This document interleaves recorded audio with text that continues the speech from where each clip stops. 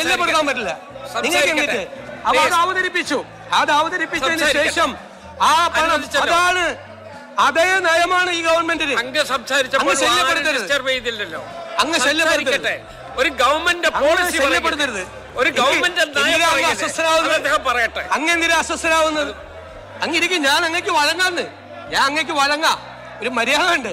ഞാൻ എന്റെ ഒരു പോയിന്റ് കംപ്ലീറ്റ് ചെയ്തിട്ട് വഴങ്ങാം. അങ്ങേ പോലെ ഒരാൾ എഴുന്നേറ്റ് ഞാൻ വഴങ്ങായിരിക്കോ? ഞാൻ വഴങ്ങാം. അങ്ങ് പ്രക്ഷുബ്ധനാവല്ലേ, ശോഭിക്കല്ലേ, അങ്ങനെ ചെയ്യല്ലേ. ഞാൻ let me complete my point. I am on my legs. You don't have any right. No. To interrupt. No. ശാന്തായിട്ടിരിക്കുക.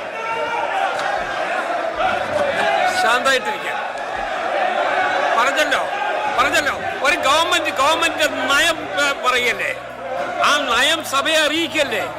അത് കേൾക്കൂ. വിയോജിപ്പുണ്ടാകാം, അത് വേറെ പ്രശ്നം. പക്ഷെ ഒരു ഗവൺമെന്റ് നയമല്ല പറയുന്നത്. ആ നയം മുഖ്യമന്ത്രിയല്ലേ വിശദീകരിക്കേണ്ടത്. ആ നയം വിശദീകരിക്കല്ലേ.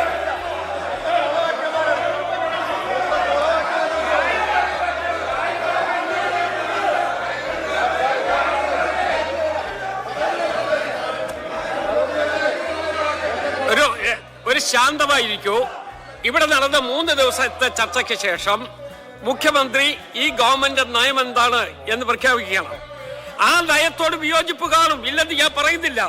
പക്ഷേ അത് അദ്ദേഹത്തിന്റെ പ്രസംഗം കംപ്ലീറ്റ് ചെയ്യാൻ അനുവദിച്ചിട്ടല്ലേ. അതിന് നമ്മൾ ഒബ്സ്ട്രക്ഷൻ ഉണ്ടാക്കിയാൽ അതിന്റെ അർത്ഥം എന്താ? ആ നയം എന്താണെന്ന് അറിയണ്ട എന്നുള്ള നിലയിലാണോ? അതുകൊണ്ട് മുഖ്യമന്ത്രി പറയട്ടെ, ഈ ഗവൺമെന്റ് നയം എന്താണ് എന്ന് അദ്ദേഹം പറയുകയാണ്. അത് ശാന്തമായി കേൾക്കൂ. എന്താ പ്രതിപക്ഷ നേതാവ് എന്തോ പറയാൻ? ഒരു ബഹുമാനപ്പെട്ട മുഖ്യമന്ത്രി പ്രതിപക്ഷത്തെ നേരിടേണ്ടത് ഇങ്ങനെയല്ലോ. You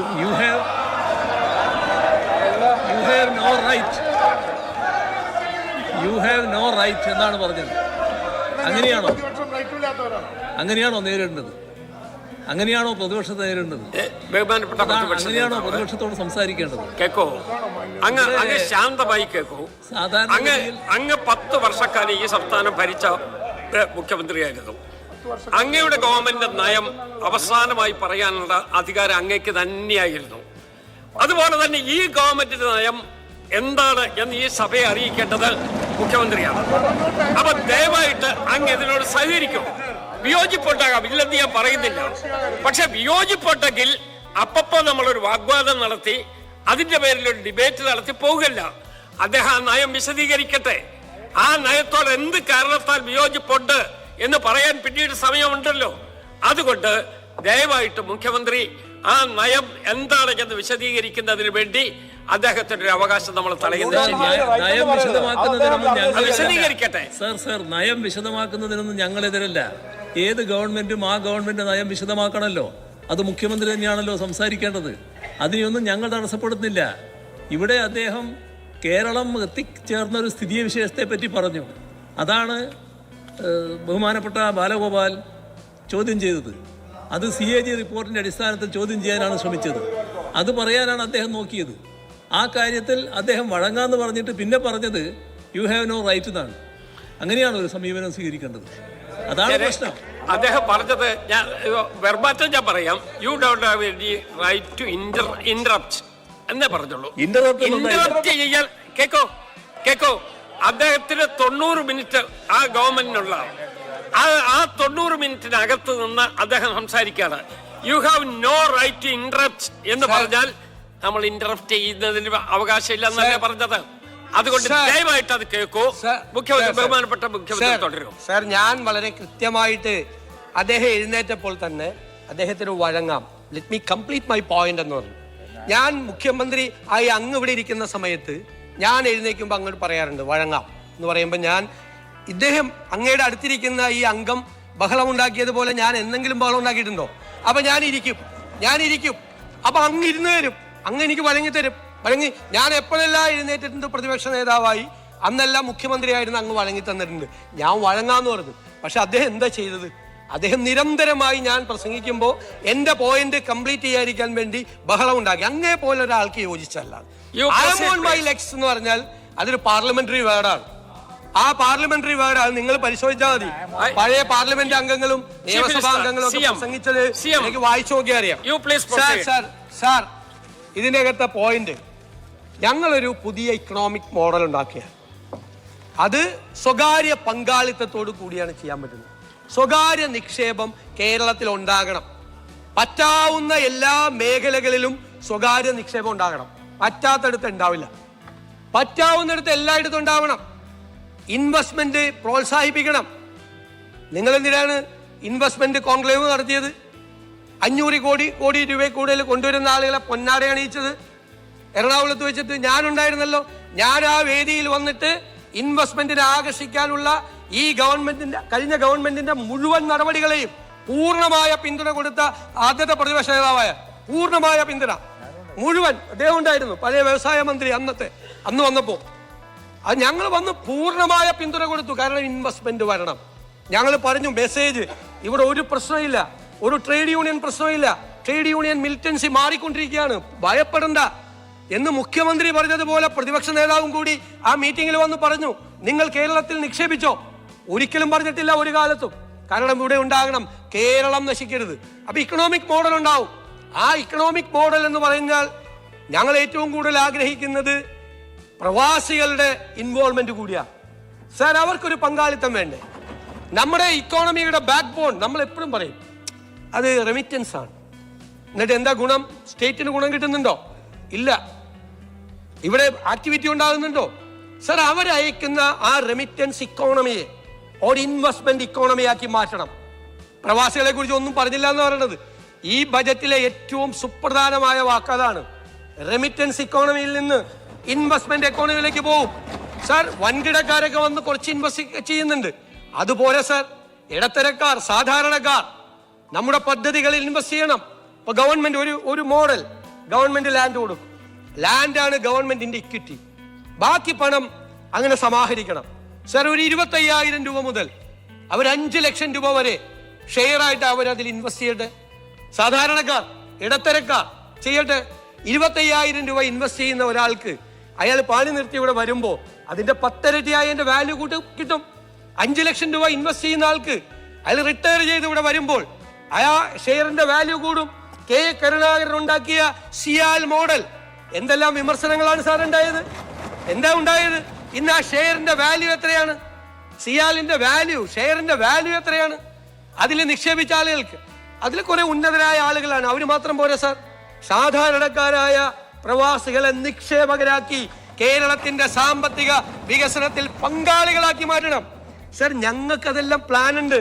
ഞങ്ങളതെല്ലാം കൃത്യമായി തീരുമാനിച്ചിട്ടുണ്ട്.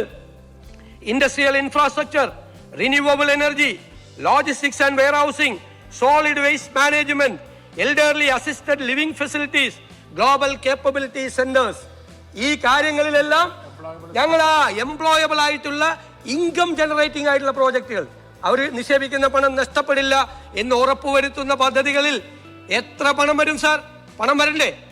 അവർ ഇടത്തെ നമ്മുടെ സാധാരണക്കാരായ പ്രവാസികൾ തിരിച്ചിവിടെ വന്നാൽ ഒന്നുമില്ലാതെ കഷ്ടപ്പെടുന്നവരെ ഈ സംസ്ഥാനത്തിന്റെ സാമ്പത്തിക വികസനത്തിൽ പങ്കാളികളാക്കുകയും അവരെ ചേർത്ത് നിർത്തുകയും അവരുടെ ജീവിതം സുരക്ഷിതമാക്കുകയും ചെയ്യുന്ന പദ്ധതികളാണ് സാർ ഞങ്ങൾക്കുള്ളത്. സാർ, ഈ ഗവൺമെന്റ് AI ഒക്കെ പറഞ്ഞു, AI ഉപയോഗിച്ചിട്ടാണ് ഇത് തയ്യാറാക്കിയത്. അതിനുപയോഗിക്കേണ്ടി വന്നില്ല, വൈറ്റ് പേപ്പർ. പക്ഷെ AI, ആർട്ടിഫിഷ്യൽ ഇന്റലിജൻസ് ഈ സർക്കാർ ഉപയോഗിക്കും. സാർ, ഞങ്ങളുടേത് ഡാറ്റ ഡ്രിവൻ ഗവേണൻസ് ആയിരിക്കും. കംപ്ലീറ്റ് മുഖ്യമന്ത്രിയുടെ ഓഫീസിൽ, മന്ത്രിമാരുടെ ഓഫീസിൽ മുഴുവൻ ഓരോ കാര്യത്തിലും നടക്കുന്നത് എന്താണ് എന്ന് അവിടെ അറിയാൻ പറ്റും സാർ. ഒരു വില്ലേജ് ഓഫീസിലെ കളക്ഷൻ അറിയാൻ പറ്റും, മുഖ്യമന്ത്രിയുടെ ഓഫീസിൽ, റവന്യൂ മന്ത്രിയുടെ ഓഫീസിൽ GSTയുടെ കളക്ഷൻ അറിയാൻ പറ്റും.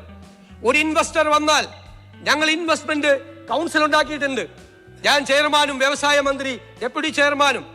സാർ, ഒരു നിക്ഷേപകൻ വന്നാൽ ഞങ്ങൾ അയാളോട് ഒരു ഗോ ഹെഡ് പറഞ്ഞാൽ 1 മാസത്തിനകം എല്ലാ ക്ലിയറൻസും നൽകുമെന്ന് പറഞ്ഞാൽ അയാളെ യാത്രയാക്കിയിട്ട് 6 മാസം കഴിയുമ്പോൾ അയാൾ അന്വേഷിക്കുന്ന പരിപാടിയല്ല. ഞങ്ങൾ ഓരോ ദിവസവും വാച്ച് ചെയ്യും. അയാൾക്ക് GST ക്ലിയറൻസ് കിട്ടിയോ? പൊല്യൂഷൻ കൺട്രോൾ ബോർഡിന്റെ ക്ലിയറൻസ് കിട്ടിയോ? LSED ക്ലിയറൻസ് കിട്ടിയോ? എന്താണ് തടസ്സം എന്ന് ഞങ്ങൾ വാച്ച് ചെയ്യും സാർ. ഞങ്ങളുടെ ഓഫീസിലിരുന്ന് ഒരു നിക്ഷേപകനും സങ്കടമായി, നിരാശരായി ഈ കേരളത്തിൽ നിന്ന് തിരിച്ചു പോകേണ്ടി വരില്ല. ഓരോ വകുപ്പുകളെയും ആർട്ടിഫിഷ്യൽ ഇന്റലിജൻസിന്റെ കൂടെ സഹായത്തോടു കൂടി ഈ സംസ്ഥാനം ഇതുവരെ കാണാത്ത ഒരു ഡാറ്റ ഡ്രിവൺ ഗവേണൻസ് കേരളത്തിൽ ഉണ്ടാവും. സർ, ഞാൻ നേരത്തെ പറഞ്ഞു ലീക്കേജ് ഫ്രം ദി എക്സ്ചക്കർ, 100 കോടി രൂപയുടെ ഒരു പദ്ധതി, 2 കൊല്ലം കാലാവധി. സർ, 10 കൊല്ലം കഴിഞ്ഞാൽ തീരൂല. 100 കോടി ഈ 2 കൊല്ലത്തെ കാലാവധിക്ക് ലാൻഡ് എടുത്ത് കൊടുക്കൂല. അപ്പൊ എന്താ, കോൺട്രാക്ടർ രക്ഷപ്പെട്ടു. ആർബിട്രേഷൻ പോകുമ്പോൾ കോൺട്രാക്ട് പറയും 2 കൊല്ലമായിരുന്നു കാലാവധി. എല്ലാ ഗവൺമെന്റുകളും, ഞാൻ നിങ്ങളെ കുറ്റപ്പെടുത്തി പറഞ്ഞല്ല, എല്ലാ ഗവൺമെന്റുകളും. അപ്പൊ അയാൾക്ക് ആർബിട്രേഷനിൽ പോയി കോടികൾ കിട്ടും.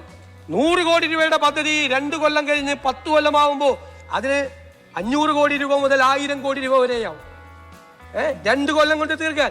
ഒരു പ്രൈവറ്റ് സെക്ടറിലാണെങ്കിലോ, ഒരു പ്രൈവറ്റ് സെക്ടറിലെ സിഇഒ ഒരു മാനേജറെ വിളിച്ചിട്ട് ഈ പ്രോജക്ട് 1 വർഷം കൊണ്ട് തീർക്കണം എന്ന് പറഞ്ഞാൽ 366ാമത്തെ ദിവസം അത് ചെയ്തില്ലെങ്കിൽ അയാൾ അവിടെ ഉണ്ടാവില്ല. അക്കൗണ്ടബിലിറ്റി ഇല്ല, സിസ്റ്റം ഇല്ല. അതിന് സിസ്റ്റം ഉണ്ടാക്കി ഞങ്ങൾ. പ്രോജക്ട് ഇംപ്ലിമെന്റേഷന് പ്രോട്ടോകോൾ ഉണ്ടാക്കി, അക്കൗണ്ടബിലിറ്റി ഉണ്ടാക്കി, ഉത്തരവാദിത്വം ഉണ്ടാക്കും. ലാൻഡ് എടുത്തു കൊടുക്കാൻ സാർ 500, 1000, 2000 സർവേയർമാരെ വെക്കട്ടെ സാർ. അതിന് ഉണ്ടാക്കുന്ന ചെറിയ തുകയാവുള്ളൂ. ലാൻഡ് എടുത്തു കൊടുക്കാത്തതിന്റെ പേരിൽ എക്സ്ചക്കറിൽ നിന്ന് കോടികളാണ് പോകുന്നത്. Delay in the projects, delay. എനിക്ക് 25 വർഷമായി, ഞാൻ പറഞ്ഞല്ലോ, MLA എന്നുള്ള അനുഭവമാണ്. സങ്കടം വരും സർ. ഞാൻ പണ്ട് ആദ്യം MLA ആവുമ്പോൾ കൊച്ചിയിൽ 36 കോടി രൂപയുടെ ഒരു കുടിവെള്ള പദ്ധതി 98 തുടങ്ങിയതാണ്. 3 കൊല്ലം കൊണ്ട് തീരേണ്ടതാണ്. 2010 തീർന്നത്. 12 വർഷം കഴിഞ്ഞു. 36 കോടി രൂപയുടെ പദ്ധതി തീർന്നത് 172 കോടി രൂപയ്ക്കാ.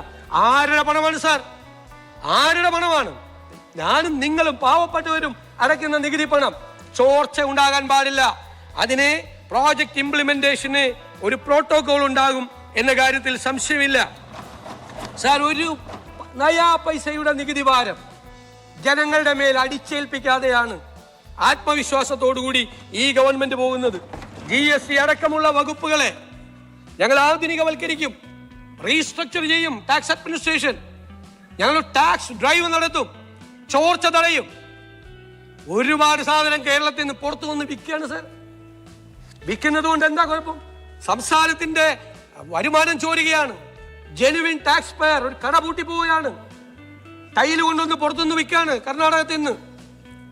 ടൈല് കൊണ്ടുവന്ന് വിൽക്കുമ്പോ B2Bയും B2Cയും, ബിസിനസ് ടു കസ്റ്റമറും കൊണ്ടുവന്ന് വിൽക്കുമ്പോ ഗവൺമെന്റിന്റെ നികുതി ചോർച്ചയല്ല, ഗവൺമെന്റിന് സ്ഥിരമായി നികുതി അടയ്ക്കുന്ന നിരവധി കടകൾ പൂട്ടിപ്പോവുകയാണ്. അതിന്റെ വിക്ടിം എന്ന് പറയുന്നത് ഗവൺമെന്റ് ആണ്. അതൊന്നും ഈ ഗവൺമെന്റ് ഒരു കാരണവശാലും സമ്മതിക്കില്ല സാർ. സാർ, ഇവിടെ ചില കാര്യങ്ങൾ പറഞ്ഞു. SC/ST അലോക്കേഷൻ കുറവാണെന്ന് പറഞ്ഞു സാർ. കുറവുണ്ടായി. നേരത്തെ പറഞ്ഞല്ലോ 35,000 കോടി രൂപയുടെ പ്ലാൻ വെച്ചിട്ട് 20,000 അദ്ദേഹം പറഞ്ഞു, സമ്മതിച്ചു.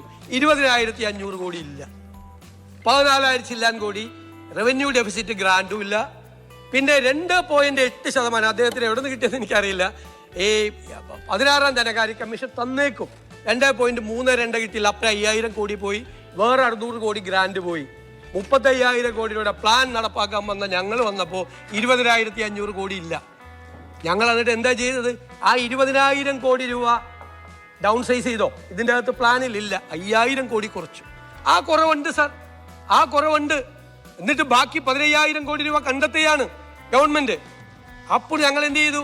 പട്ടികജാതി പണ്ട് പറഞ്ഞിട്ടുണ്ട് അസംബ്ലിയിൽ, ആ കസേരയിൽ നിന്ന് പറഞ്ഞിട്ടുണ്ട്, പട്ടികജാതി പട്ടികവർഗക്കാർക്ക് കുറവ് വരുത്തരുത്.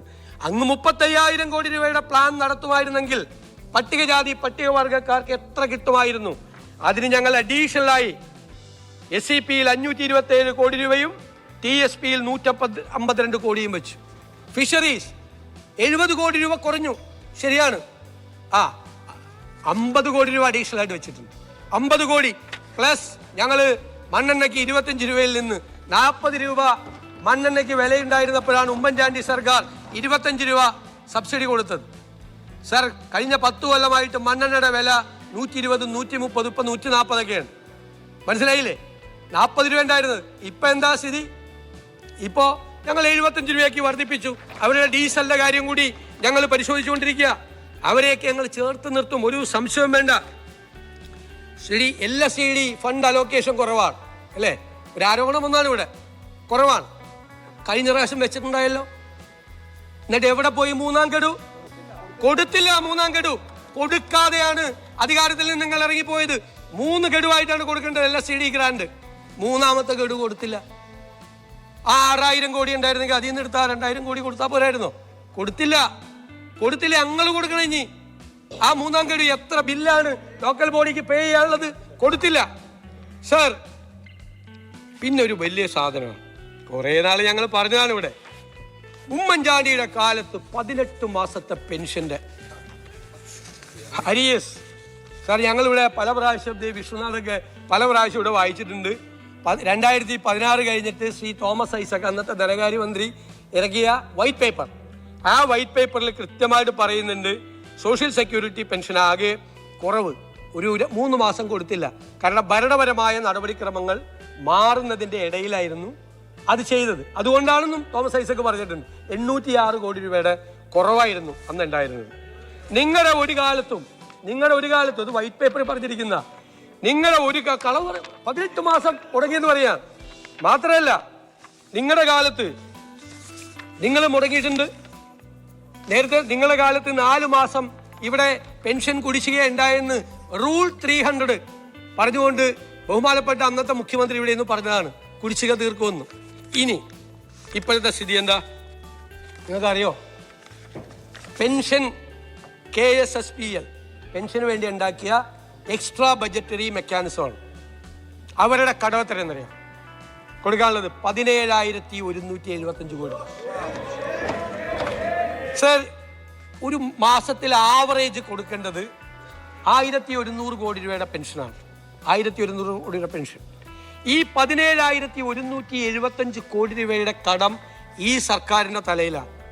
അതായത് 16 മാസത്തെ ബാധ്യത, കഴിഞ്ഞ 16 മാസത്തെ ബാധ്യത തീർക്കേണ്ടത് ഈ സർക്കാരാണ്.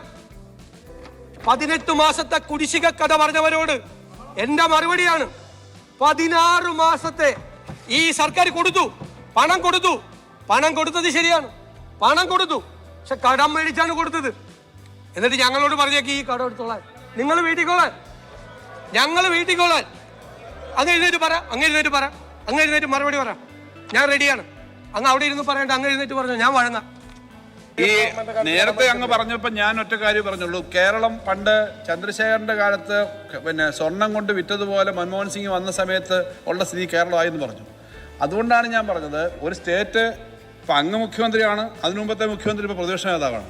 പക്ഷേ സ്റ്റേറ്റിൻ്റെ ഒരു സ്ഥിതിയെ സംബന്ധിച്ച് അത്രയും മോശമായിട്ട് പറയാൻ പാടില്ല. ഇത് ജൂൺ 16 ഇറങ്ങിയ സ്റ്റേറ്റ് ഫൈനാൻസസിനെ സംബന്ധിച്ച് 10 വർഷത്തെ ഫൈനാൻസ് സംബന്ധിച്ച് C&AG ഇറക്കിയ റിപ്പോർട്ടാണ്. ആ റിപ്പോർട്ടിനകത്ത് ഇന്ത്യയിലെ ഏറ്റവും മെച്ചപ്പെട്ട ഫിസ്ക്കൽ ഈ ടാക്സ് കളക്ഷനകത്ത് ഏറ്റവും മെച്ചപ്പെട്ട 6 സംസ്ഥാനങ്ങളിൽ 4ാമത്തെ സംസ്ഥാനമാണ് കേരളം. 60% സ്വന്തം നമ്മുടെ റവന്യൂ. ഇതെല്ലാം ഇതുപോലുള്ള കാര്യങ്ങളുള്ളപ്പോൾ അപ്പുറത്ത് വരികയും അപ്പുറത്തൊക്കെ വരാം. പക്ഷേ ആ വസ്തുതകൾ മൊത്തം ഇവിടെ കടമായി പോയി എന്ന് പറയുന്നത് ശരിയല്ല. നേരത്തെ 6 ലക്ഷം കോടിയാണെന്ന് പറഞ്ഞുകൊണ്ട് നടന്നു. 6 ലക്ഷം കോടിയില്ല, 4,80,000 കോടിക്ക് അടുത്താണ് C&AG റിപ്പോർട്ട്. 5,07,000 എന്നാണ് നിങ്ങളുടെ ഫൈൻഡിങ്. പിന്നെ 48,000 കോടിയാണ് കടമെന്ന് പറഞ്ഞതിനകത്ത് 36,000 കോടി രൂപ DADR കുടിശ്ശികയാണ്. ഞങ്ങളത് 4 ഗഡുവായിട്ട് കൊടുക്കുമെന്ന് പറഞ്ഞു. അതിൻ്റെ അകത്ത് ഭാഗമായിട്ട് 12,000 കോടിയിലധികം ബഡ്ജറ്റ് വെച്ചിട്ടുണ്ട്. ഈ കാര്യങ്ങൾ ഇത് പറഞ്ഞതാണ്. അപ്പോൾ ഇങ്ങനൊരു കാര്യം വന്നതുകൊണ്ടാണ് ഞാൻ പറഞ്ഞത്. ഇത് റെക്കോർഡിൽ കിടക്കുന്നതല്ലേ. കേരളം ഇതേപോലെ സ്വർണം കൊണ്ട് വിറ്റതുപോലെ സ്റ്റേറ്റ് ആകെ അങ്ങനെ ആയി എന്ന് പറയുന്നൊരു സ്ഥിതി വന്നതുകൊണ്ടാണ്. ഇത് C&AG റിപ്പോർട്ടാണ്, ഞാൻ വേറെ റിപ്പോർട്ട് കൊണ്ടുവന്നല്ല സാർ. പിന്നെ അങ്ങ് പറഞ്ഞ ഈ കണക്കെല്ലാം അനുസരിച്ചാണല്ലോ പെൻഷൻ കമ്പനിയോട് ഉൾപ്പെടെ പറഞ്ഞത്. പെൻഷൻ കമ്പനി ഉൾപ്പെടെ ഉള്ളത് എല്ലാം കൂടി ആണല്ലോ ഈ 48,000 എന്ന് പറയുന്നത്. നേരത്തെ 1.25 ലക്ഷം കോടി ഉണ്ടെന്ന് പറഞ്ഞല്ലേ. അങ്ങനെ ഒരു കടമെടുത്താലും ആ കടം 3.5%-നകത്തല്ലേ ഉള്ളൂ. 3.5%-നകത്തല്ലേ വരൂ. 3.5%-ന് അപ്പുറം വരില്ല. അങ്ങ് പറയുന്നത് എന്താ? റിസർവ് ബാങ്ക് ഇപ്പം സെൻട്രൽ ഗവൺമെന്റ് ഫിനാൻസ് കമ്മീഷന്റെ കണക്കനുസരിച്ച് നമുക്ക് 3.5 എടുക്കാൻ പറ്റൂ. 3.5 അധികം പെൻഷൻ കമ്പനിയുടെയും നമ്മുടെ കിഫ്ബിയുടെയും വന്നതിന് ഞാൻ മന്ത്രിയായിരുന്നപ്പോൾ 4,730 വെച്ച് ഓരോ വർഷം കട്ട് ചെയ്യുന്നുണ്ടായിരുന്നു. അപ്പം നമുക്ക് എടുക്കാമെന്ന് പറയുന്ന ഒരു ലിമിറ്റിനപ്പുറം സ്റ്റേറ്റിന് എടുക്കാൻ പറ്റില്ല. അപ്പോൾ അത് അങ്ങ് പറയുമ്പം വേറെ എവിടുന്നോ ഇങ്ങനെ ഉണ്ട്. നല്ല നമുക്ക് എല്ലാം കൂടി എടുക്കാവുന്ന കടം എന്തിനാ പെൻഷൻ കമ്പനി എടുക്കുന്നത്? അത് ഇപ്പം തിരിച്ചടയ്ക്കുന്നത് അത്ര ഒരു കാര്യമാണ്. അത് എല്ലാവർക്കും അറിയാവുന്ന കാര്യമാണ്. ഒറ്റ കാര്യം കൂടി, പഞ്ചായത്തിൻ്റെ പൈസ കൊടുക്കാവുന്നത് പൈസ പഞ്ചായത്തിന് കൊടുക്കാത്ത പണം ഫിനാൻസ് ഞങ്ങൾ ഈ തെരഞ്ഞെടുപ്പ് പ്രഖ്യാപിക്കുന്ന ആ സമയമായപ്പോഴത്തേക്കും ഫിനാൻസ് സെക്രട്ടറി ചീഫ് സെക്രട്ടറി എഴുതി ഇലക്ഷൻ കമ്മീഷന് അയച്ചു. ഇലക്ഷൻ കമ്മീഷൻ ഉദ്യോഗസ്ഥന അങ്ങയുടെ പ്രിൻസിപ്പൽ സെക്രട്ടറിയാണ്. ഇലക്ഷൻ കമ്മീഷന്റെ അനുവാദം കിട്ടിയാലേ കൊടുക്കാൻ പറ്റത്തുള്ളായിരുന്നു. ഇലക്ഷൻ കമ്മീഷന്റെ അനുവാദം കിട്ടാത്തതുകൊണ്ടാണ് ആ പൈസ കൊടുക്കാൻ. കാരണം ഇലക്ഷൻ പ്രഖ്യാപിച്ചതിന് ശേഷം അത് കൊടുക്കുന്നതിന് ഇങ്ങനെ വേണമെന്ന് അപ്പോഴത്തെ ചീഫ് സെക്രട്ടറി കത്തയച്ചു. അല്ലേ, പ്രസംഗിക്കുമല്ല, ഇതാണ് പറഞ്ഞത്. അപ്പൊ ഈ പണം അതുകൊണ്ടാണ് ഇത് ക്ലാരിഫിക്കേഷൻ സാർ.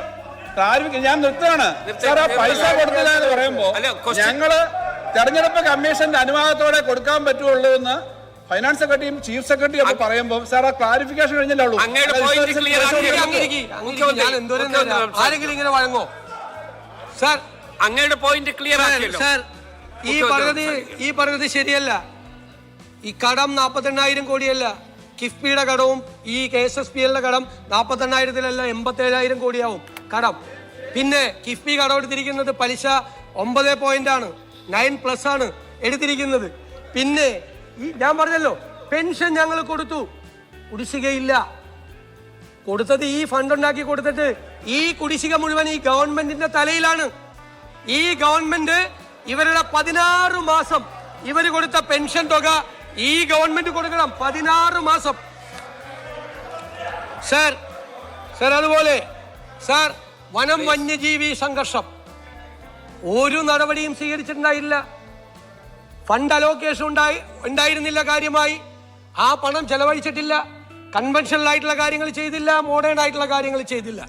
സാർ, ഞങ്ങളുടെ ഗവൺമെന്റ് വനം വന്യജീവി സംഘർഷം പരിഹരിക്കാൻ പരമ്പരാഗതമായ സംവിധാനങ്ങളും ആധുനികമായ സംവിധാനങ്ങളും ഏർപ്പെടുത്തി ഞങ്ങളതിന് പരിഹാരം ഉണ്ടാക്കും. സാർ, ഫിഷറീസ് മേഖലയെ ഞാൻ നേരത്തെ പറഞ്ഞു, ചേർത്ത് നിർത്തും. ആ കൂട്ടത്തിൽ ഉൾനാടൻ മത്സ്യ തൊഴിലാളികളുടെ കാര്യം പ്രത്യേകമായി ശ്രദ്ധിക്കും. സാർ, മലയോരത്തെ ജനങ്ങൾ വന്യജീവി സംഘർഷം കൊണ്ട്, കാർഷിക ഉൽപ്പന്നങ്ങൾക്ക് വിലയിടിവ് കൊണ്ട് വല്ലാതെ പ്രയാസപ്പെടുകയാണ്. പലരും പശുവിനെ കറന്നാണ് ജീവിക്കുന്നത്. അതിന് മലയോര വികസനത്തിനും അവിടെ മികച്ച പദ്ധതികൾ ഉണ്ടാക്കാനും ഈ ഗവൺമെന്റ് കൂടുതൽ ശ്രദ്ധിക്കും. സാർ, നേരത്തെ രാവിലെ പറഞ്ഞപ്പോൾ PMCയെ കുറിച്ച് പറഞ്ഞു, ഒരുപാട് പറഞ്ഞു. PMCയെ കുറിച്ച് കൃത്യമായിട്ട് ബഹുമാനപ്പെട്ട പൊതുവിദ്യാഭ്യാസ മന്ത്രി മറുപടി പറഞ്ഞു. പക്ഷേ ബഹുമാന്യനായ മുൻ മന്ത്രി ശ്രീ പ്രസാദ് പറഞ്ഞപ്പോൾ പറഞ്ഞു, RSSന്റെ വിഷസർപ്പങ്ങൾക്ക് വിളക്ക് വെച്ചു നിങ്ങളെന്ന്. സാർ, RSSന്റെ വിഷസർപ്പങ്ങളുടെ മുന്നിൽ വച്ച വിളക്ക് കൊളുത്തിയ സർക്കാരാണ് നിങ്ങൾ. അത് കൊളുത്തിയതാണ്. നിങ്ങൾ ഒപ്പുവെച്ചു. അതെന്തിനാ? പിൻവലിക്കാൻ വേണ്ടിയിട്ടാണ് ഒപ്പുവെച്ചത്? മരവിപ്പിക്കാൻ വേണ്ടിയിട്ടാണ് ഒപ്പുവെച്ചത്? പിൻവലിക്കാൻ വേണ്ടിയിട്ടാണ് ഒപ്പുവെച്ചത്? മരവിപ്പിക്കാൻ വേണ്ടിയിട്ടാണ് ഒപ്പുവെച്ചത്? സാർ, ഞങ്ങൾ വളരെ കൃത്യമാണ് പറഞ്ഞല്ലോ. ഇന്ന് രാവിലെ ആയപ്പോൾ അത് ക്ലിയർ ആയല്ലോ. അതൊന്നും നമ്മൾ വളരേണ്ട ആവശ്യമില്ല സാർ. അതുപോലെ ഞാൻ ചില മറുപടികൾ പറയാണ്. ഇവിടെ വന്ന മറുപടികൾ ഇപ്പോഴും കേരളത്തിൽ PMC നടപ്പായിട്ടില്ല. ആ PMC നടപ്പാകാതിരിക്കുന്നത് ഈ പറഞ്ഞ മരവിപ്പിക്കൽ കാരണമാണ്. എന്തിനാണ് നിങ്ങളിപ്പോൾ അതിനെപ്പറ്റി വീണ്ടും ആലോചിക്കുന്നത്? മുഖ്യമന്ത്രി, ഞാൻ ചോദിക്കട്ടെ, മരവിപ്പിക്കാൻ വേണ്ടിയിട്ടാണോ ഒപ്പുവെച്ചത്? അല്ലല്ല, ഞങ്ങൾ നയപരമായി തീരുമാനിച്ചു നടപ്പാക്കേണ്ടതില്ല എന്ന്. ആ നടപ്പാക്കേണ്ടതില്ല എന്ന് തീരുമാനിച്ചതിന് ശേഷം നടപ്പായില്ല. ഇപ്പോൾ നടപ്പാകാതിരിക്കുകയാണ്. ഇപ്പൊ നടപ്പാകാതിരിക്കുന്നത് എന്തിനാണ്? നടപ്പാക്കുന്നതിന്റെ ഭാഗമായി നിങ്ങൾ ആലോചിക്കുന്നത്. മുഖ്യമന്ത്രി, അല്ല, ഒന്നാമത്തെ കാര്യം എന്തിനാണ് ഒപ്പുവെച്ചതെന്ന് ഇതുവരെ പറഞ്ഞിട്ടില്ല. 1. 2, മരവിപ്പിച്ചു എന്നാ പറഞ്ഞ, മരവിപ്പിക്കാൻ പ്രൊവിഷൻ ഇല്ല. 2. 3, 7 മാസമായിട്ട് 8 മാസമായിട്ട് ഒരു സബ് കമ്മിറ്റി ഉണ്ട്. ആ സബ് കമ്മിറ്റി കൂടി ഒരു തീരുമാനമെടുത്ത് ഇത് കേരളം നടപ്പിലാക്കില്ല എന്നൊരു കത്ത് കൊടുത്തില്ല. ഞാൻ അങ്ങേട്ട് തർക്കത്തിനില്ല. കൊടുത്തില്ല. രാവിലെ സംസാരിച്ചാണ്. അതിൽ നമുക്ക് സംവാദമാകാം, അതിൽ പ്രശ്നമില്ല. ഇതില് ഒപ്പുവെച്ചു. ആ ഒപ്പുവെച്ചതിന് ശേഷം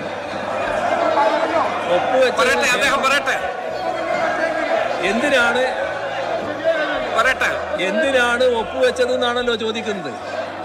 ഇവിടെ സർവശിക്ഷ അഭിയാന്റെ ഫണ്ട് തടഞ്ഞു വെച്ചത് 1500 കോടിയിലധികം രൂപയായിരുന്നു. ഇവിടെ കാണേണ്ടത് NEP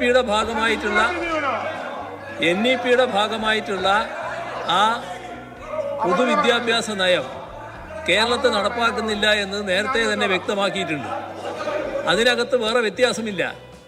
ആ നയം നടപ്പാക്കാൻ തയ്യാറല്ല. ഇവിടെ PMCയുടെ ഭാഗമായിട്ട് ഒന്നും നടപ്പാക്കാനുമില്ല. പക്ഷേ മറ്റേ ഫണ്ട് നമുക്ക് കിട്ടണമായിരുന്നു. സർവശിക്ഷാ അഭിയാൻ്റെ ഇമാതിരി ആളെയും കൊണ്ട് വെച്ചാൽ നിങ്ങൾ അപകടത്തിലാവും കേട്ടോ. ഇമാതിരി ആളുകളെ ഇവിടെ സർവശിക്ഷാ അഭിയാൻ്റെ ഫണ്ട് നമുക്ക് കിട്ടാതിരുന്നാൽ നാം പ്രയാസത്തിലാകും.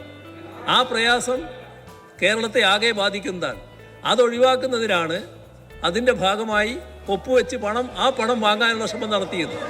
പക്ഷേ ആ ശ്രമം ശരിയല്ല എന്ന് ഞങ്ങൾ തീരുമാനിച്ചു. അതിൻ്റെ ഭാഗമായി അത് മരവിപ്പിച്ചു. ഇപ്പോൾ അതിവിടെ നടപ്പാകുന്നില്ല. 8 മാസമായി നടപ്പായിട്ടില്ല. എന്തിനാണ് നിങ്ങൾ ഇപ്പോൾ നടപ്പാക്കാൻ ശ്രമിക്കുന്നത്? അല്ലല്ല, 2 ചോദ്യത്തിനും മറുപടിയില്ല. അതായത് എന്തിന് ഒപ്പുവെച്ചു എന്ന് പറഞ്ഞാൽ പണം കിട്ടാൻ വേണ്ടിയിട്ട് ഒപ്പുവെച്ചു. അപ്പോൾ ആ നടപടിക്രമങ്ങളെല്ലാം ഇതിലൊരു കാരണവശാലും ഒപ്പുവെക്കില്ല എന്നുള്ള തീരുമാനത്തെ, പ്രത്യയശാസ്ത്രപരമായ നയപരമായ തീരുമാനത്തെ, RSS വിഷസർപ്പമാണ് എന്ന് പറഞ്ഞ തീരുമാനത്തെ മുമ്പിൽ കീഴടങ്ങി ഒപ്പുവെച്ചു. നമ്പർ 1. നമ്പർ 2, എന്തുകൊണ്ട് നിങ്ങൾ ഇത് നടപ്പാക്കുന്നു എന്ന ചോദ്യമാണ്. ഞങ്ങൾ നടപ്പാക്കുന്നു എന്നൊന്നും പറഞ്ഞിട്ടില്ലല്ലോ. നിങ്ങൾ പറഞ്ഞത് എൻ്റെ 2ാമത് ചോദ്യം, എന്തുകൊണ്ട് ഇത് ഞങ്ങൾ ഇനി നടപ്പാക്കില്ല എന്ന് പറഞ്ഞിട്ടൊരു കത്ത് കൊടുത്തില്ല 8 മാസമായിട്ട്? 2ഉം ചെയ്തില്ല. ഒപ്പുവെക്കുകയും ചെയ്തു, നടപ്പാക്കില്ല എന്ന് പറഞ്ഞ് കത്തും കൊടുത്തില്ല. നിങ്ങളൊരു സബ് കമ്മിറ്റിയെ വെച്ചു. ഞങ്ങളും ഒരു സബ് കമ്മിറ്റിയെ വെച്ചു. ഞങ്ങൾ മന്ത്രിമാരുടെ സബ് കമ്മിറ്റിയെ വെച്ചു. ആ മന്ത്രിമാരുടെ സബ് കമ്മിറ്റിയെ വെച്ചിട്ട് ഞങ്ങൾ തീരുമാനം എടുക്കും. ഞങ്ങളുടെ തീരുമാനം എന്താ? കരിക്കുലം ഫ്രീഡത്തിൽ തൊടാൻ സമ്മതിക്കില്ല. സെലക്ഷൻ ഓഫ് സ്കൂൾസ് ഞങ്ങൾ ചെയ്യും, ഗവൺമെന്റ് ചെയ്യും. ആ ഒരു സിലബസിലും തൊടാൻ കേന്ദ്ര ഗവൺമെന്റിനെ സമ്മതിച്ചുകൊണ്ടുള്ള ഒരു നെഗോസിയേഷനും പറഞ്ഞു. സർ, അടുത്തത് സാർ ഇവിടെ ബഹുമാനപ്പെട്ട BJPയുടെ കക്ഷി നേതാവ് സംസാരിച്ചപ്പോ മറുപടി പറയണമല്ലോ. അസംബ്ലിയിലെ റെക്കോർഡിൽ കിടക്കാണ്.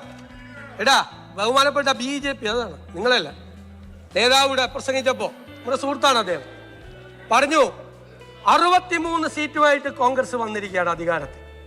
63 സീറ്റ്. ഇത് തമ്മിത്തല്ലി പിളരും, പുതിയ കേരള കോൺഗ്രസ് ഉണ്ടാവുന്നൊക്കെ പറഞ്ഞു. ശരി, 3 നേതാക്കന്മാരാണ് നിങ്ങൾ ജയിച്ചു വന്നത്. നിങ്ങൾ 3 പേരും തമ്മിൽ നല്ല യോജിപ്പാണല്ലോ അല്ലേ? 2 സീനിയർ നേതാക്കന്മാര്, ഒരാൾ 2ാമത്തെ ബെഞ്ചിലും ഒരാൾ 3ാമത്തെ ബെഞ്ചിലും ഇരുത്തിയിട്ടാണ് അങ്ങ് വന്ന് മുൻസീറ്റിലിരിക്കുന്നത്. ഭയങ്കര യോജിപ്പായതുകൊണ്ടാണല്ലോ, ആണല്ലോ. Yes sir. പിന്നെ CPM, കോൺഗ്രസിൽ ഭയങ്കര മുഖ്യമന്ത്രി തർക്കമാണ്, കോൺഗ്രസിൽ ഭയങ്കര പ്രശ്നമാണ്. സാർ, ഞങ്ങൾ ഗവൺമെന്റായിട്ട് പോവാണ്. അതൊക്കെ ഉണ്ടാവും, ജനാധിപത്യ പാർട്ടികളിൽ അതൊക്കെ ഉണ്ടാവും. അർഹതപ്പെട്ട ഇഷ്ടംപോലെ ആളുകൾ ഇതിനകത്തുണ്ട്. എന്നേക്കാൾ അർഹതയുള്ള ആളുകളുണ്ട്. ഞാനായെന്ന് മാത്രമേ ഉള്ളൂ. മനസ്സിലായില്ല? അതൊക്കെ നടക്കും ജനാധിപത്യ പാർട്ടി. നിങ്ങളുടെ പാർട്ടിയിൽ CPM-ൽ എല്ലാം ശാന്തമാണല്ലോ അല്ലേ? എന്താണ് തെരഞ്ഞെടുപ്പ് കഴിഞ്ഞിട്ട് നടക്കുന്ന കാര്യങ്ങൾ? സാർ, ഞാൻ പ്രതിപക്ഷ നേതാവായി വന്ന് കസേരയിൽ ഇരുന്നപ്പോൾ എന്നെ ആരും ചോദ്യം ചെയ്തില്ല. പാർട്ടിയിൽ പ്രതിപക്ഷ നേതാവിനെയും പാർട്ടി സെക്രട്ടറിയെയും പാർട്ടിയിലെ അണികളും നേതാക്കന്മാരും ചോദ്യം ചെയ്യാണ് നേതൃത്വത്തെ, അല്ലെ നിങ്ങളുടെ പാർട്ടിയിൽ? അതൊക്കെ വല്ലാത്തൊരു പൂതിയാണ് കേട്ടോ. ഇവിടെ ഞാനോ ഞങ്ങളോ ആദ്യമായിട്ട് നേരിടുന്നതല്ല. നല്ലോണം ചിരിക്കുന്നില്ലേ? ചിരിക്കുന്നവർ നല്ലോണം മനസ്സിലായിക്കോ. നിങ്ങളെല്ലാം പിന്താങ്ങിക്കൊണ്ടിരിക്കുന്ന വലതുപക്ഷ മാധ്യമങ്ങൾ കൊത്തിക്കീറി വലിച്ചു നടക്കുകയായിരുന്നു. അന്നൊന്നും നമ്മളൊക്കെ നടന്നു പോയിട്ടില്ല കേട്ടോ. അതിനെല്ലാം നേരിട്ടുകൊണ്ട് തന്നെയാണ് ഇവിടെ നിൽക്കുന്നത്. എന്നെയോ ഞങ്ങളെയോ ഈ സ്ഥാനത്ത് പാടില്ല എന്ന് ഞങ്ങളുടെ പാർട്ടിയിൽ എവിടെയും ആലോചിച്ചിട്ടില്ല. അതെല്ലാം ഈ നാട്ടിലെ വലതുപക്ഷ മാധ്യമങ്ങളുടെ സൃഷ്ടിയാണ്. അത് കേട്ടിട്ട് ഇതാ ഇപ്പൊ CPM തകരാൻ പോകുന്നതെന്ന് വിചാരിച്ച് നിങ്ങൾ വല്ലാതെ മോഹിച്ച് നിൽക്കണ്ട കേട്ടോ. അല്ല CPM എല്ലാം നന്നായി നടക്കുന്നുവെങ്കിൽ ഞങ്ങൾക്ക് ഭയങ്കര സന്തോഷം. കാരണം എന്താ അറിയോ, ഒരു തിരുത്തലും ഇല്ല, ഇതെല്ലാം കറക്റ്റാണ് നിങ്ങൾ തീരുമാനിക്കണമെന്നാണ് ഞങ്ങളുടെ ആഗ്രഹം. നിങ്ങൾ ഇങ്ങനെ തന്നെ പോകണം. ഞങ്ങൾ ആഗ്രഹിക്കുന്നത് നിങ്ങൾ ഇപ്പൊ തന്നെ കഴിഞ്ഞ 5-6 കൊല്ലമായിട്ടുള്ള ഞാൻ സംസാരിച്ചോട്ടെ സർ. ഞങ്ങളുടെ കാര്യം നിങ്ങളുടെ MLA പറഞ്ഞപ്പോ അങ്ങ് എഴുന്നേറ്റ് ഇത് പറഞ്ഞില്ലല്ലോ. ഞാൻ മുഖ്യമന്ത്രി സ്ഥാനം എങ്ങനെ കിട്ടിയതെന്നും ഞങ്ങളുടെ മുഖ്യമന്ത്രി തർക്കത്തെ കുറിച്ചൊക്കെ LDF അംഗങ്ങൾ എഴുന്നേറ്റ് നിന്ന് സംസാരിച്ചപ്പോ ഞാൻ എന്റെ കസേരയിൽ നിന്ന് എഴുന്നേറ്റ് പ്രകോപിതനായില്ലല്ലോ. ഞാൻ പ്രകോപിതനായില്ല, ഞാനത് ചിരിച്ചുകൊണ്ട് കേട്ടുകൊണ്ടിരുന്നു. സാർ, ഞങ്ങളുടെ പാർട്ടിയെ കുറിച്ച് നിങ്ങളുടെ LDF അംഗങ്ങൾ സംസാരിച്ചാൽ തിരിച്ചു മറുപടി കിട്ടും. അത്രയേ ഉള്ളൂ. പറയുന്നത് അങ്ങാണ്. അങ്ങെന്ന് പറഞ്ഞാൽ VD സതീശൻ എന്ന കേരളത്തിന്റെ മുഖ്യമന്ത്രി. ഞാനിവിടെ ഇരിക്കുന്നത് പ്രതിപക്ഷ നേതാവായിട്ടാണ്. അങ്ങ് പറയുമ്പോൾ സ്വാഭാവികമായിട്ട് ഞാൻ മറുപടി പറയാൻ ബാധ്യസ്ഥനാണ്. ആ മറുപടിയാണ് ഞാൻ പറയുന്നത്. ഞാനത് അപ്പുറത്തുള്ള അംഗങ്ങൾ സംസാരിച്ചതിന്റെ മറുപടി പറയാനുള്ള ഉത്തരവാദിത്തം എനിക്കുണ്ട്. എന്റെ പാർട്ടിയെ കുറിച്ചാണ് പറഞ്ഞത്. ഞാൻ റെപ്രസെന്റ് ചെയ്യുന്നത് എന്റെ പാർട്ടി, എന്റെ മുന്നണിയാണ്. എന്റെ പാർട്ടിയെ കുറിച്ചും എന്റെ മുന്നണിയെ കുറിച്ചും പറഞ്ഞാൽ ഞാൻ തിരിച്ചു പറയും. ഒരു സംശയവും അക്കാര്യത്തിൽ വേണ്ട. സാർ ഇവിടെ ഗവർണറുമായിട്ടുള്ള പ്രശ്നം പറഞ്ഞു. ഗവർണർ ആദ്യമായിട്ടാണ് ഇഷ്ടമുള്ള വൈസ് ചാൻസലർ വയ്ക്കുന്നത്. ഗവർണർ ആദ്യമായിട്ടാണ് സെനറ്റിലേക്ക് സ്വന്തം അംഗങ്ങളെ ചേർക്കുന്നത്. ആദ്യമായിട്ട് കേരളത്തിൽ ആദ്യമായി. ബഹളം ഉണ്ടാക്കല്ലേ? കേരളത്തിൽ ആദ്യമായി ഗവർണർ. ഞങ്ങൾ അതിനെ എതിർത്തു. അങ്ങ് ബഹളം ഉണ്ടാക്കല്ലേ? ഞങ്ങൾ അതിനെ ശക്തിയായി എതിർത്തു. ഗവർണറെ പ്രത്യേകമായ യോഗം ലോക്ഭവനിൽ വിളിച്ചപ്പോ ഞങ്ങള് എന്താണ് സംഭവിച്ചതെന്ന് അന്വേഷിച്ചു മുഖ്യമന്ത്രിയുടെ ഓഫീസ്. അപ്പൊ ഗവർണറുടെ സെക്രട്ടറി കത്തയച്ചു. അത് തൃപ്തികരമല്ല എന്ന് പറഞ്ഞു. ഞങ്ങളുടെ ഗവൺമെന്റിന്റെ ഡിസ്പ്ലഷർ, അതൃപ്തി പ്രകടിപ്പിച്ച് തിരിച്ചു കത്തയച്ചു. ചെയ്യാൻ പാടില്ല എന്ന് പറഞ്ഞു. ഭാവിയിൽ പ്ലീസ്, അങ്ങക്ക് ശബ്ദം കൂടുതലാണ്, പക്ഷെ വേണ്ട ബഹളം. ഞാൻ പറയട്ടെ, ഞങ്ങൾ അയച്ചു. പിന്നെ ഞങ്ങളിത് VB റാംജിയിലെ 40 ഈ ബജറ്റിൽ ഒരിടത്തും കാണില്ല എന്ന് പറയല്ലോ കേന്ദ്രത്തിനെതിരായിട്ട്, ഇല്ലേ? ഓരോ വിഷയത്തിലല്ലേ പറയേണ്ടത്.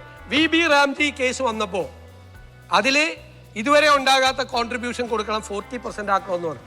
10,000 കോടി രൂപയോളം, 2,500-3,000 കോടിയോളം വരികയാണ്.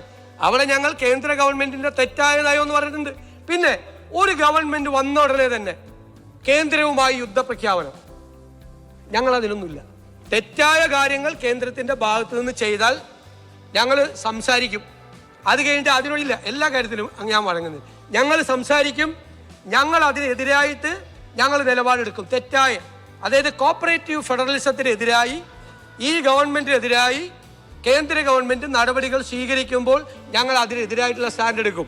ഞങ്ങൾ എല്ലാ ദിവസവും ഓരോ ഗവർണറുടെ നയപ്രഖ്യാപന പ്രസംഗത്തിൽ, വൈറ്റ് പേപ്പറിൽ, ബഡ്ജറ്റിൽ എല്ലാ ദിവസവും കേന്ദ്രത്തിനെതിരായി യുദ്ധപ്രഖ്യാപനം. അതല്ല ഞങ്ങളുടെ സമീപനം, അതല്ല. തെറ്റ് പറഞ്ഞാൽ ഞങ്ങൾ ചൂണ്ടിക്കാണിക്കും.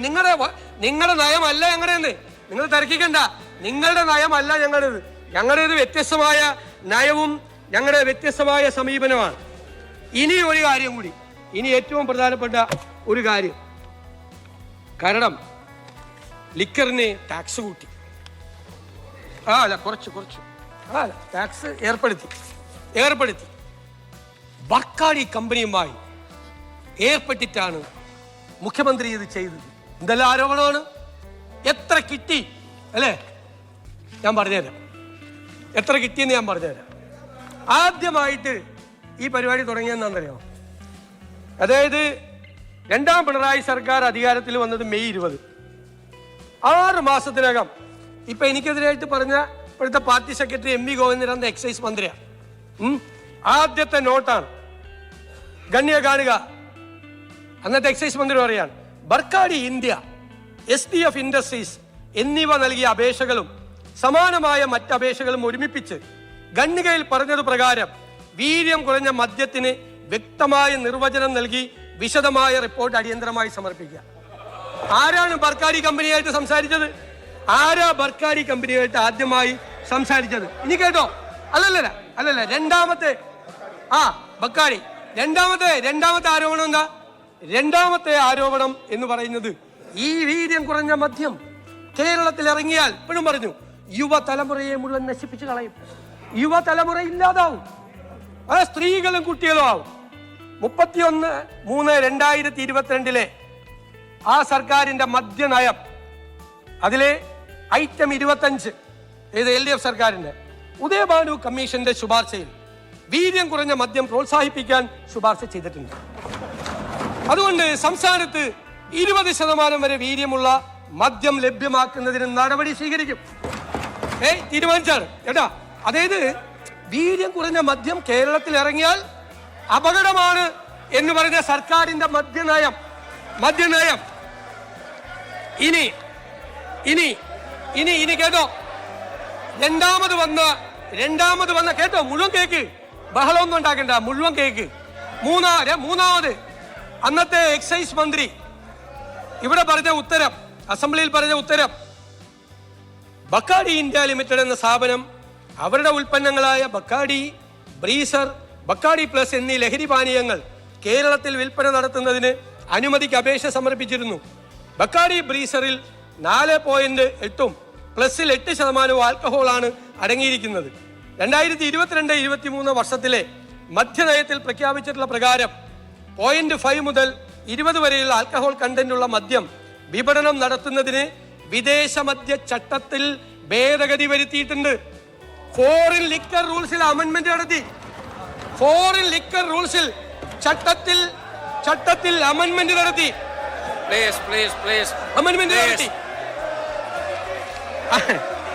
അമെന്റ്മെന്റ് നടത്തി. ഇനി ഞാൻ പറയട്ടെ, ലെറ്റ് മീ കംപ്ലീറ്റ്. ഇനിയുണ്ട്, രസകരമായ കാര്യങ്ങളുണ്ട്. അമെന്റ്മെന്റ് നടത്തി. അത് കഴിഞ്ഞിട്ട് ബക്കാഡി ചോദിച്ചു, അത് ബിയറിനും വൈനിനും ഇടയ്ക്കുള്ള ഒരു സംഭവം വേണമെന്ന്. അപ്പോ ബിയറിന്റെ ടാക്സ് എന്ന് പറയുന്നത് 116% വൈനിൻ്റെത് 86%. ഇതിന്റെ ഇടയിൽ ഒരു ടാക്സ്, അതിന്റെ നടപടി കൊടുത്തില്ല. നടപടിക്രമങ്ങളെല്ലാം പൂർത്തിയാക്കി. അല്ല കേക്ക്, ഞാൻ പറഞ്ഞില്ലല്ലോ, കൊടുത്തെന്ന് ഞാൻ പറഞ്ഞില്ലല്ലോ. എല്ലാമായി അതിന്റെ നടപടിക്രമങ്ങൾ ഫയലായി. ഇലക്ഷൻ ആയതുകൊണ്ടാണ് കൊടുക്കാറുള്ളത്. ഇനി കേട്ടോ അല്ല കേൾക്ക്. അല്ല, ഞാൻ ഇത് പറഞ്ഞു തീർന്നിട്ടേ ഇരിക്കുള്ളൂ. അങ്ങക്ക് വഴങ്ങുള്ളൂ. അങ്ങ് പ്രസംഗിക്കണ്ട, ഞാനാണ് പ്രസംഗിക്കുന്നത്. അല്ലല്ല, ഞാൻ പറയട്ടെ, ഞാൻ പറഞ്ഞു തീർക്കട്ടെ. എന്റെ പോയിന്റ് കംപ്ലീറ്റ് ചെയ്തിട്ടില്ല. അടുത്തത് ഈ 86-നും 116-നും ഇടയിൽ വെക്കണമെന്നാണ് പറഞ്ഞത്. നമ്മൾ എന്താ ചെയ്തത്? നമ്മുടെ മുമ്പിൽ ഈ ഫയൽ വന്നു. ഈ ഫയൽ ബജറ്റ് തയ്യാറാക്കുന്നതിന് മുമ്പ് വന്നു. ശരവേഗം തീരുമാനമെടുത്തെന്നാണ്. കേട്ടോ, കേൾക്കണ്ടേ? അതൊക്കെ മറുപടി കേക്ക്. അതിങ്ങനെ ഓടിപ്പോയി 7 ഉദ്യോഗസ്ഥന്മാരുടെ അടുത്ത് പോയെന്ന് പറഞ്ഞു. ഇവിടെ ഒരു സർക്കാർ ബജറ്റ് അവതരിപ്പിക്കുമ്പോൾ ടാക്സ് തീരുമാനിക്കുന്നത് തലേയാഴ്ചയാണ്. തലേ ദിവസം രാത്രിയാണ് ഫൈനലൈസ് ചെയ്യുന്നത്, ആണല്ലോ. എന്നിട്ട് രാത്രി 1 മണി കഴിഞ്ഞിട്ടാണ് ടാക്സ് പോർഷൻ പ്രിന്റ് ചെയ്യാൻ കൊടുക്കുന്നത്. ശരവേഗത്തിലാണ് പോണത്. കാരണം ഡിസിഷൻ വന്നാൽ ആ ഡിസിഷൻ എല്ലാവരും വേഗത്തിൽ കണ്ടിട്ട് എല്ലാ ടാക്സും തീരുമാനിക്കണം. അങ്ങനെ ധനകാര്യമന്ത്രിയായിരുന്നു, അദ്ദേഹത്തിന് അറിയാം. തീരുമാനിക്കുന്നു ശരവേഗം. അതായത് സാധാരണ ഈ അഴിമതിയിൽ പറയുമല്ലോ, ഭയങ്കര സ്പീഡായിരുന്നു. ഇത് കേരളത്തിലെ ഒരു ടാക്സ് നിശ്ചയിക്കാൻ ഫയല് പോകേണ്ടത് അങ്ങനെ തന്നെയാണ്. വേഗത്തിൽ പോയിട്ടാണ് രാത്രി 12 മണിക്ക് മുമ്പാണ് നമ്മൾ ഇത് ഫൈനലൈസ് ചെയ്ത് അവർക്ക് കൊടുത്ത് 1 മണിക്കാണ് ഇത് പ്രിന്റിങ്ങിന് പോകണം. ഇനി ഞങ്ങൾ ഇതെന്താ തീരുമാനിക്കുക? മുഴുവൻ പറഞ്ഞിട്ട് നിങ്ങൾ ബഹളം ഉണ്ടായിക്കോ. ഇത് ഞങ്ങൾ എന്താ തീരുമാനിക്കാൻ കാര്യം? അവർ പറഞ്ഞ ഈ 86-നും 116-നും ഇടയിലല്ല നമ്മൾ വെച്ചത്. നമ്മൾ 0.5 തൊട്ട് 10 വരെ 120% വെച്ചു. 10% മുതൽ 20% വരെ 175% വെച്ചത്. 175%. ഞങ്ങൾ മറ്റ് സംസ്ഥാനങ്ങളുടെ എല്ലാം ഈ വീര്യം കുറഞ്ഞ മദ്യത്തിനുള്ള ടാക്സ് പരിശോധിച്ചു. കേരളത്തിലാണ് ഈ വച്ചിരിക്കുന്നതാണ് ഏറ്റവും കൂടിയ ടാക്സ്. കേരളത്തിലാണ് ഏറ്റവും കൂടിയ ടാക്സ് കേരളത്തിലാണ്. അപ്പോ ഇനി ഒരു കാര്യം കൂടി അറിയണം. ഈ ടാക്സ് ഏർപ്പെടുത്തുന്നതിനെ പറ്റിയല്ലേ പറഞ്ഞത്? നമ്മുടെ ബഹുമാനപ്പെട്ട മുൻ ധനകാര്യമന്ത്രി, ഇപ്പോഴത്തെ അല്ല, അതിനേക്കാൾ മുമ്പുള്ള ധനകാര്യമന്ത്രി 2018-19 ഒരു ടാക്സ് അവതരിപ്പിച്ചു. പുതിയ ടാക്സ്. എന്തിനാണെന്നറിയോ? Foreign made foreign liquor. അതായത് ഇന്ത്യൻ മെയ്ഡ് ഫോറിൻ ലിക്കർ എന്ന് വെച്ചാൽ ഇവിടെ കിട്ടുന്ന സാധനം. മറ്റത് വിദേശത്ത് നിർമ്മിച്ച് ഇവിടെ വിൽക്കുന്ന സാധനം. അതിൻ്റെ ആൽക്കഹോളിക് കണ്ടന്റ് എത്രയെന്നറിയാമോ? ഇപ്പം ഞാൻ പറഞ്ഞല്ലോ, വൈന് 86, ബിയറിന് 116. ഇതിന്റെ ആൽക്കഹോളിക് കണ്ടന്റ് എന്ന് പറയുന്നത് 40% മുതൽ 60% വരെയാണ്. 60% വരെ, 40% മുതൽ 60% ഹൈ. നമ്മുടെ ഇന്ത്യൻ മെയ്ഡ് ഫോറിൻ ലിക്കറിനേക്കാൾ കൂടുതൽ ആൽക്കഹോളിക് കണ്ടന്റ് ഉള്ള സാധനം. 2018-19 അന്ന് ഇന്ത്യൻ മെയ്ഡ് ഫോറിൻ ലിക്കറിന് 210% ടാക്സ് ആയിരുന്നപ്പോ ഇവരുടെ ഗവൺമെന്റ്, അദ്ദേഹം തന്നെയാണ് മുഖ്യമന്ത്രി, കൊണ്ടുവന്ന ടാക്സ് എത്രയാ? 78%. 78%. എന്നിട്ട് 2022-23 ഇപ്പോ 251% വരെയുണ്ട് ഇന്ത്യൻ മെയ്ഡ് ഫോറിൻ ലിക്കറിന്. അപ്പോ ഈ ഫോറിൻ മെയ്ഡ് ഫോറിൻ ലിക്കറിന്റെ ടാക്സ് എത്രയെന്ന് അറിയോ? 115%, ബിയറിനേക്കാൾ താഴെ. അപ്പൊ ഞാൻ ചോദിക്കുന്നത്, ജോണി വാക്കറിന്റെയും ഷീവാസ് റീഗലിന്റെയും കൈ നീട്ടി വാങ്ങിച്ചിട്ടാണോ ഈ 78 കൊടുത്ത്? ആണോ? അതാണ് ചോദ്യം. ജോണി വാക്കറിന്റെയും ഷീവാസ് റീഗലിന്റെയും കൈ നീട്ടി വാങ്ങിച്ചിട്ടാണോ 78%, 60% വരെ ആൽക്കഹോളിക് കണ്ടന്റ് ഉള്ള സാധനം മേടിച്ചത്? അത്രയേ ഉള്ളൂ. ഞാൻ ഇനി പറയാം, ഞങ്ങൾ എന്താന്ന് പറയാം. ഞങ്ങൾ അല്ലല്ല, ഞാൻ തീർന്നിട്ടില്ല, ഞാൻ തീർന്നിട്ട് പറയാം. ഒരു പുതിയ കാറ്റഗറി വീര്യം കുറഞ്ഞ മദ്യം എന്ന് നിശ്ചയിച്ച് നിങ്ങളാണ്. ഗവൺമെന്റ് കണ്ടിന്യൂഷൻ ആണല്ലോ. ഞങ്ങളുടെ മുമ്പിൽ വീര്യം കുറഞ്ഞ മദ്യമുണ്ട്. ഞങ്ങൾ അതിനൊരു ടാക്സ് റേറ്റ് നിശ്ചയിച്ചു. അതാണ് ടാക്സ് റേറ്റ്. 120% മുതൽ 120-175 2 ടാക്സ് റേറ്റ് നിശ്ചയിച്ചു. ഞങ്ങൾ മദ്യനയം തീരുമാനിക്കേണ്ടത് പൊളിറ്റിക്കൽ ഡിസിഷനാണ്. UDF ആണ്. UDF ഞങ്ങൾ എല്ലാവരുമായിട്ട് സംസാരിക്കും. ഞങ്ങളൊരു ഡ്രാഫ്റ്റ് രൂപപ്പെടുത്തും. ആ ഡ്രാഫ്റ്റ് എല്ലാ കക്ഷികളും സംസാരിക്കും. ഞങ്ങളൊരു തീരുമാനം എടുത്ത് നിങ്ങളെ പോലെ മദ്യനയത്തിന്റെ ഭാഗമാക്കി വീര്യം കുറഞ്ഞ മദ്യം കേരളത്തിൽ വിൽക്കണം എന്ന് UDF പോളിസി വന്നാൽ ഇതായിരിക്കും ടാക്സ്. ഇനി UDF തീരുമാനിക്കുകയാണ് വീര്യം കുറഞ്ഞ മദ്യം കേരളത്തിൽ വിൽക്കണ്ട, അത് വിൽക്കില്ല. അത് പൊളിറ്റിക്കൽ ഡിസിഷനാണ്. പിന്നെ ഞാൻ ഒരു കാര്യം കൂടി പറഞ്ഞുതരാം. അതായത് ഈ പാർട്ടിയിൽ ആലോചിച്ചില്ല, ഇങ്ങനെയൊക്കെ കുറെ പറഞ്ഞല്ലോ അവിടെ ആലോചിച്ചില്ല. ഒരു ഡിപ്പാർട്ട്മെന്റും, ധനകാര്യമന്ത്രിക്ക് അറിയാം, ടാക്സ് തീരുമാനിക്കുന്നതിന് മുമ്പ് ആ ഡിപ്പാർട്ട്മെന്റുമായിട്ട് സംസാരിക്കുമോ?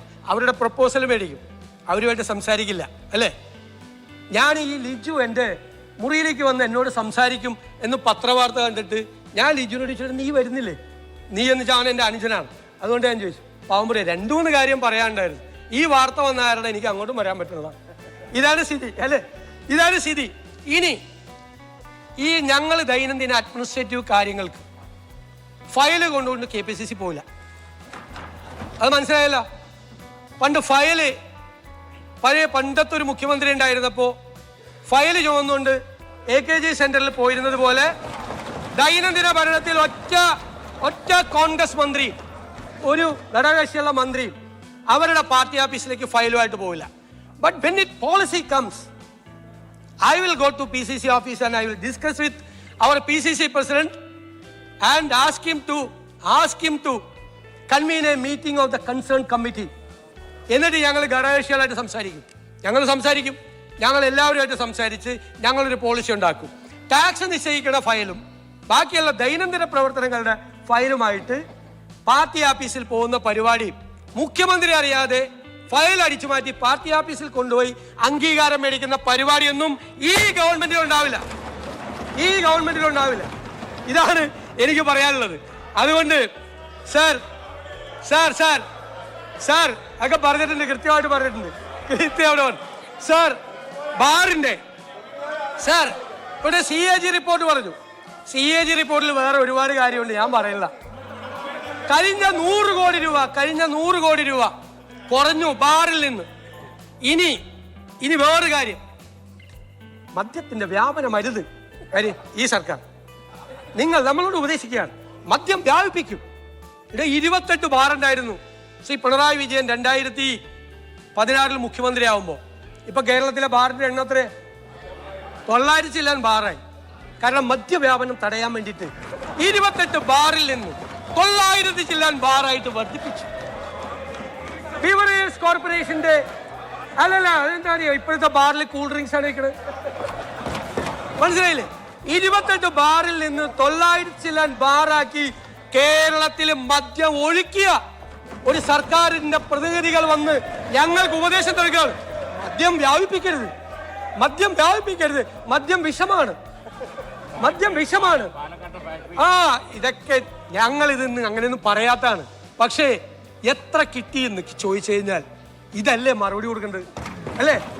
എത്ര കിട്ടിയെന്ന് ചോദിച്ചു കഴിഞ്ഞാൽ അവരോടൊക്കെ എത്ര പ്രാവശ്യം മേടിച്ചു എന്നാണ് ചോദിക്കേണ്ടത്. ഞാൻ ചോദിക്കില്ല എന്നും, ഞാൻ ചോദിക്കില്ല.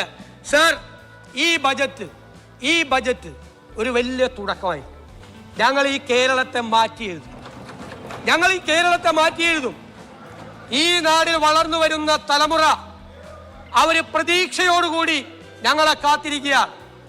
അത് വിറ്റുശീലമുള്ളവർ ആണ് അത് പറഞ്ഞുകൊണ്ടിരിക്കുന്നത്. സർ, പ്രതീക്ഷയോടുകൂടി കാത്തിരിക്കുകയാണ് കേരളത്തിലെ യുവതലമുറയും വിദ്യാർത്ഥികളുടെ തലമുറയും. അവരുടെ പ്രതീക്ഷ യാഥാർത്ഥ്യമാക്കുന്നതിന് വേണ്ടിയിട്ടുള്ള നടപടികളുമായി ഡെലിവറി ഉണ്ടാവും. ഇപ്പൊ പ്രഖ്യാപിച്ച പദ്ധതികൾക്ക് ഡെലിവറി ഉണ്ടാവും, കൃത്യമായ ഡെലിവറി. അതിനുള്ള നടപടിക്രമങ്ങൾ ഉണ്ടാവും. ഒരു സംശയവും ആ കാര്യത്തിൽ വേണ്ട. സാർ, ആ കാര്യം കേരളത്തിലെ ജനങ്ങൾക്കും ഈ നിയമസഭയ്ക്കും ഉറപ്പ് നൽകിക്കൊണ്ട് ഞാൻ ഈ ബജറ്റ് സാർ അത് ഈ സഭ അംഗീകരിക്കണം എന്ന് ഞാൻ വിനയപൂർവ്വം അഭ്യർത്ഥിക്കുന്നു.